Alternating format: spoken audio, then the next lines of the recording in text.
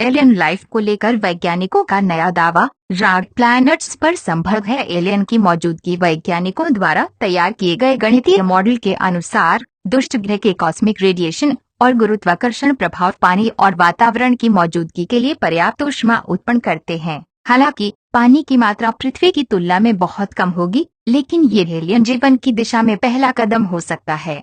Alien के अस्तित्व को लेकर तरह तरह के दावे किए जाते हैं। कुछ वैज्ञानिकों का मानना है कि एलियन मौजूद हैं और किसी सुदूर ग्रह से पृथ्वी पर नजर रखे हुए हैं, जबकि कुछ के लिए ये महज एक काल्पनिक थ्योरी है। हालांकि इस दिशा में लगातार शोध रिसर्च जारी है। ये पता लगाने का प्रयास किया जा रहा है कि क्या वास्तव में एलियन होते हैं, और यही होते हैं तो उनसे इंसानों को क्या खतरा है। यूनिवर्सिटी ऑफ कॉन्सेप्शन के वैज्ञानिकों ने अपने शोध में पाया है कि निष्कासित ग्रह या दुष्ट ग्रहों रॉक प्लैनेट्स में जीवन के अनुकूल परिस्थितियों वाले चंद्रमा हो सकते हैं। वैज्ञानिकों ने एक गणितीय मॉडल बनाया और इसके आधार पर यह निष्कर्ष निकाला है कि कुछ एक्सोमून्स में पानी के साथ साथ वातावरण अनुकूल कंडीशन हो सकती हैं।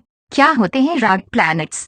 जिन ग्रहों का कोई तारा नहीं होता और वो अकेले ही ब्रह्मांड में भटकते रहते हैं, उन्हें निष्कासित ग्रह या दुष्ट ग्रह रॉक प्लैनेट्स कहा जाता है। इन ग्रहों के प्राकृतिक उपग्रह हो सकते हैं, जिन्हें आमतौर पर एक्सोमून्स कहा जाता है। क्योंकि दुष्ट ग्रहों में कोई तारा नहीं होता, इसलिए उनका कोई ऊष्मा स्रोत हीट सोर्स भी नहीं होता। लेकिन वैज्ञानिकों द्वारा तैयार किए गए गणितीय मॉडल के अनुसार दुष्ट ग्रह के ब्रह्मांडीय विकिरण और गुरुत्वाकर्षण प्रभाव पानी और वातावरण की मौजूदगी के लिए पर्याप्त ऊष्मा उत्पन्न करते हैं। हालांकि पानी की मात्रा पृथ्वी की तुलना में बहुत कम होगी, लेकिन ये एलियन जीवन की दिशा में पहला कदम हो सकता है। जिन ग्रहों का कोई तारा नहीं होता और वो अकेले ही ब्रह्मांड में भटकते रहते हैं, उन्हें निष्कासित ग्रह या दुष्ट ग्रह रॉक प्लैनेट्स कहा जाता है। इन ग्रहों के प्राकृतिक उपग्रह हो सकते हैं, जिन्हें आमतौर पर एक्सोमून्स कहा जाता है। क्योंकि दुष्ट ग्रहों में कोई तारा नहीं होता, इसलिए उनका कोई ऊष्मा स्रोत हीट सोर्स भी नहीं होता।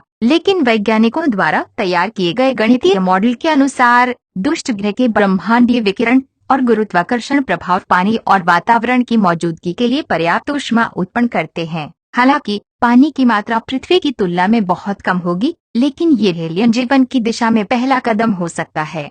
अच्छा लगे तो लाइक सब्सक्राइब जरूर करें और बेल आइकन को दबा दें।